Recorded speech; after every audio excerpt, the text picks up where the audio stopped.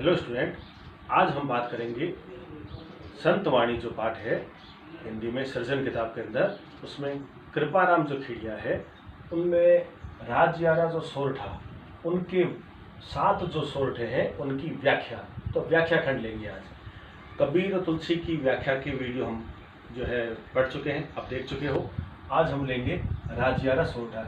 ये पहला जो पाठ है सृजन पुस्तक में, सभाग उसके जो कवि हैं राजस्थानी भाषा के मूर्धन्य कवि कृपाराम जी खेड़िया, उनके जो 7 सोरठ है उनकी व्याख्या। तो शुरू करें।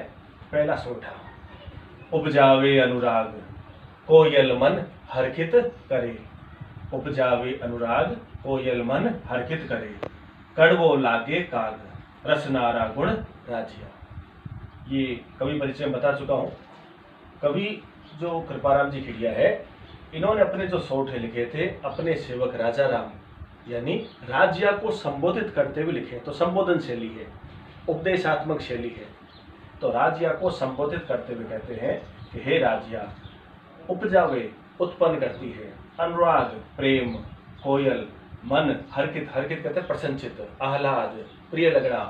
कोयल की मधुर को, कोयल की मधुर जो वाणी है, मधुर तान है, वह सबके हृदय को प्रिय लगती है, इसलिए कोयल भी प्रिय लगती है। कोयल की मधुर वाणी सबको अच्छी लगती है। इसके विपरीत कड़वो लागे काग, काग कहते कौवा। दोनों का रंग रूप एक समान है, कोयल और कौवा, लेकिन दोनों की वाणी, दोनों में गुण अलग अलग। कौवा जब काँव काँव करता है कर्कश वाणी, तो किसी को भी उसकी वाणी प्रिय नहीं लगती। रसनारा गुण राजिया, इसलिए हे राजिया, रंग रूप एक समान है मगर वाणी अलग अलग है। ये मधुर वाणी सबको प्रिय लगती है, इसकी कर्कश जो वाणी है वह सबको अप्रिय लगती है।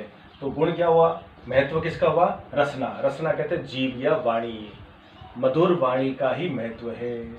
अतः हमें भी कोयल जैसी समाज में मधुर वाणी बोलनी चाहिए ताकि हम सबके दिलों को जीत सकें। तो पहले दोहे का यह उपदेश, वाणी का महत्व है।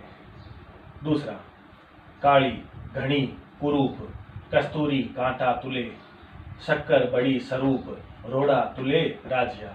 हे राजिया, कवि कृपाराम जी कहते हैं, देखो इन सब की जो भाषा है सरल है, सुबोध है, सहज है, राजस्थानी भाषा है, उपदेशात्मक शैली है, संबोधन शैली है। क्या कहें, काली राजस्थानी शब्द है, काली रंग की, घनी बहुत ज्यादा, कुरूप यानी बद्धी होती है, बदसूरत होती है।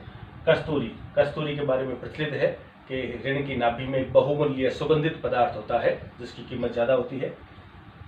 कस्तूरी, कांटा तुले, और कृपाराम जी के समय में जो शब्द आए हुए, एक तो कांटा और एक जो है रोड़ा। तो तोलने के लिए जो मूल्यवान जो चीज़ होती, बहुमूल्य होती थी, तो उनको कांटा मार, जो कांटे जो होते हैं, जो हीरे मोती सोने, इनको तोलने के लिए जो होता है कांटा, तराजू जो है, उसमें जो है कस्तूरी को तोला जाता है, जो बहुमूल्य पदार्थ है। हालांकि इसका बाहरी रंग रूप भद्दा होता है, ये बद्दी होती है, लेकिन फिर भी जो है उसकी कीमत ज़्यादा है, बहुमूल्य है और कांटे में तुलती है। और इसके विपरीत शक्कर, जो शक्कर मतलब चीनी, सुंदर है, चमकदार है, सफ़ेद है, मीठी है, और स्वरूप, स्वरूप का मतलब सुंदर, मीठी और चमकदार है, सुंदर रूप है। फिर भी रोड़ा तुले राजिया, फिर भी वह रोड़ा कहते पत्थरों में तुलती है, यानी पत्थर के बाट में तुलती है। इसकी तुलना में इसका महत्व कम है। तो दोनों में देखो रंग रूप, तो यहाँ पर रंग रूप का समाज में कोई महत्व नहीं, बल्कि गुणों का महत्व है, गुणों की कद्र है। कस्तूरी अपने गुणों के कारण से बहुमूल्य है। तो समाज में भी हमारे रंग रूप का महत्व नहीं, बल्कि जो गूढ़ ज्ञान है, गुण है, उसकी कद्र होती है, समाज उसकी कद्र करता है। तो ये उपदेश। तीसरा, डूंगर जलती लाए, जोवे सारो ही जगत, पर जलती निज पाए, रति न सूझे राजिया। हे राजिया, डूंगर, डूंगर कहते हैं पर्वत, पहाड़, पर्वत पर जलती, जल रही, लाए कहते हैं आग, पहाड़ पर दूर पर्वत पर आग जल रही है, आग प्रज्वलित है तो सबको दिखाई देती है। और जोवे, जोवे देखना, ढूंढना, सारो ही जगत, संसार के सारे लोग बड़ी उत्सुकता से उसको देखते हैं, चर्चा करते हैं, बड़ी जिज्ञासा से, ये क्यों लगी, कैसे लगी, इसकी विकरालता क्या है, कैसे बुझेगी, इन सब पर बहुत चर्चा करते हैं, बड़ी उत्सुकता से दिखाई देती है स्पष्ट सबको। मगर पर जड़ती निज पाए, मगर वही आग हमारे पैरों के पास निज पाए, पाए कहता पैर, जल रही है, हमारे पैर जल रहे हैं आग से, लेकिन रतीनस बिल्कुल भी सूर्य दिखाई नहीं देती। उस आग से हमारे पैर जल रहे हैं, वो दिखाई नहीं दे रहे, और वहां पर पेड़ जल रहे हैं, वहां पर पहाड़ में आग जली हुई है, उससे क्या विनाश हो रहा है वो दिखाई दे रहा है। यहाँ पर इसके माध्यम से क्या बताया संसार के लोगों के लिए कि हमें जो डूंगर जलती लाए जो वे सारो, ये प्रतीक है, प्रतीकात्मक अर्थ क्या कहा है कि हमें दूसरे के घर में जो कलह है, झगड़े हैं, दूसरे के हृदय में जो विकार है, दोष है, वो तो बड़ी सहजता से दिखाई देते हैं और बड़ी उत्सुकता से हम देखते भी हैं, चर्चा भी करते हैं, दोषों को देखते हैं, मगर वही दोष, वही अवगुण, विकार, बुराइयां हमारे हृदय में है, लेकिन हम उस पर आत्मलोचन, आत्मचिंतन नहीं करते। तो कवि संदेश देते हैं, उपदेश देते हैं कि हमें दूसरे के जो दोष हैं, अवगुण हैं, विकार है, उन्हें न देख करके बल्कि अपने दोषों की ओर आत्मलोचन, आत्मचिंतन करना चाहिए और उन पर विचार करके उन्हें ठीक करने का, उन्हें सुधार करने का, गुणात्मक सुधार करने का प्रयास करना चाहिए। चौथा, मतलबी मनवार। चौथे में संसार की स्वार्थी मनोवृत्ति पर व्यंग्य किया है, व्यंग्यात्मक यहाँ पर शैली है। मतलबी मनवार, स्वार्थ होता है, अपना मतलब होता है, तब प्रेम प्रदर्शन करते हैं, तो प्रेम में स्वार्थ छिपा हुआ है, इसको कवि ने उजागर किया है। मतलबी मनवार, चुपके लावे चूरमो। जिस व्यक्ति से कोई स्वार्थ है, कोई काम निकालना है, तब हम बिना कहे क्या करेंगे, हम उसको आतिथ्य सत्कार करते हुए स्वादिष्ट चूरमा जो है उनको खिलाएंगे, यानी बहुत बड़े भाव से, आदर से जो है हम उसको चूरमा खिलाएंगे, आतिथ्य सत्कार करेंगे। और जब स्वार्थ पूर्ति हो जाती है, जिससे मतलब नहीं है, काम नहीं है, तो उसके प्रति हमारा भाव बिल्कुल बदल जाता है, यानी लोग बदल जाते हैं। बिन मतलब मनवार, बिना मतलब, बिना स्वार्थ के, जिससे हमारा कोई काम नहीं है या स्वार्थ पूरा हो गया है, तब संसार के लोग क्या हो जाते हैं, पलट जाते हैं, अवसरवादी। तो मनवा, राब न पावे राजिया, हे राजिया, उसको राब भी नहीं देते। राजस्थानी जो राब है, जिसको राबड़ी भी कहते हैं, कई जगह जो है गन्ने का जो रस है वो भी अर्थ लिया जाता है, तो आतिथ्य सत्कार में राबड़ी भी नहीं देते। और स्वार्थ होता है तो क्या होगा, स्वादिष्ट चूरमा भी देते हैं। तो स्वार्थी मनोवृत्ति जो प्रेम प्रदर्शन करते हैं, उसमें जो स्वार्थ छिपा हुआ है, तो ऐसे खुशामद करने वाले, अपने स्वार्थ के कारण से प्रेम प्रदर्शन करने वाले लोगों से सचेत रहें, दूर रहें, सचेत रहें। तो उसकी सलाह दी है, उसका उपदेश दिया है, और स्वार्थी मनोवृत्ति वाले जो व्यक्ति हैं उन पर व्यंग्य किया है। ठीक है, पांचवा देखें, मुख ऊपर मिठियास, घट माही खोटा गढ़े, इसरासो इखलास, राखी जे नहीं राजिया।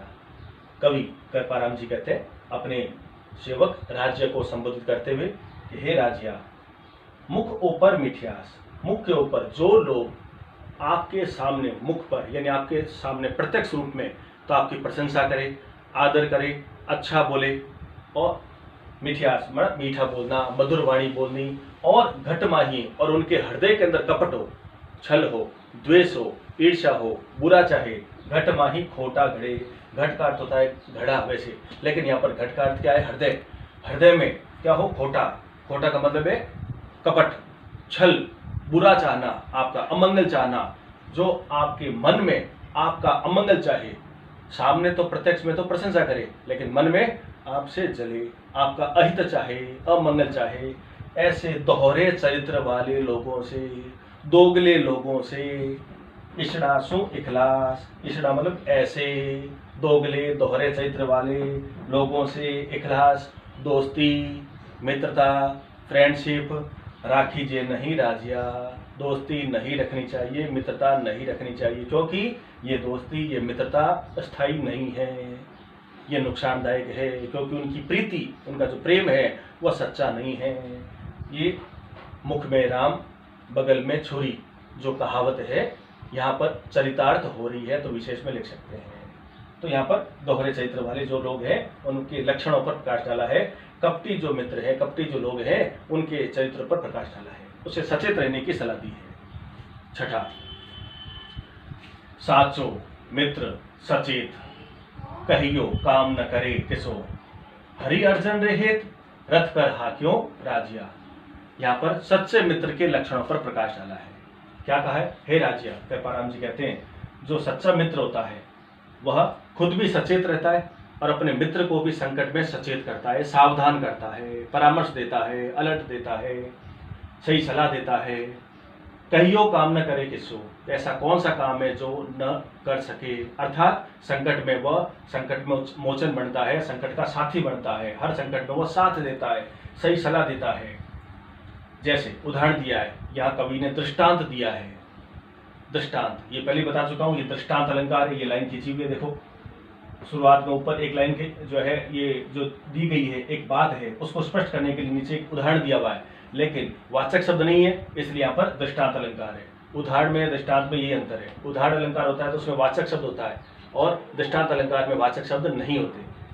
हरि अर्जुन, महाभारत के युद्ध में हरि का मतलब है कृष्ण, अर्जुन मतलब अर्जुन, हेत उसके हित के लिए, उसके कल्याण के लिए रथ कर हाकियो, रथ भी हाँका था, रथ भी चलाया था।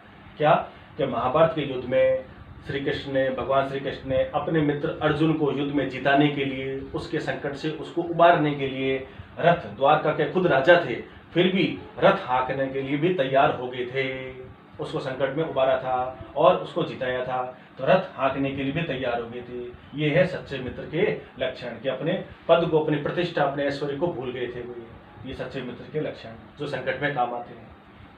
अंत में 7वां है, हिम्मत कीमत होई, बिन हिम्मत कीमत नहीं, करे न आदर कोई, रद्द कागज ज्यों राजिया। हे राजिया, समाज में हिम्मत की ही कीमत है। आत्मबल, विल पावर जो है, हौसला, हिम्मत, साहस, उसकी कीमत है। जो हिम्मत नहीं दिखाता उसकी संसार में, समाज में कोई कीमत नहीं, कोई आदर नहीं करता, कोई उसकी कदर नहीं करता। करे न आदर कोई, उसका कोई आदर नहीं करता। रद्द कागज, रद्दी कागज को, जैसे रद्दी कागज त्याज्य होता है, उसको हम क्या करते हैं, मसल कर फेंक देते हैं, त्याज्य, वैसे ही हमारी स्थिति हो जाती है। अगर हम संकट में, विपरीत समय में अगर हिम्मत नहीं दिखाते हैं, हौसला नहीं दिखाते हैं, संघर्ष नहीं करते हैं, तो हमारी स्थिति रद्दी कागज के समान हो जाती है।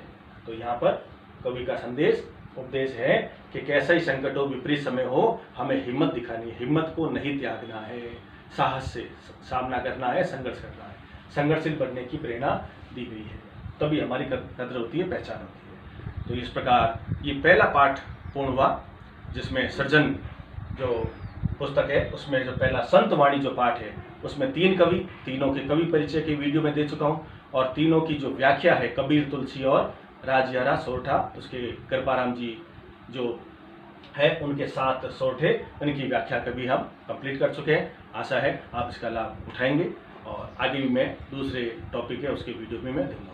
धन्यवाद।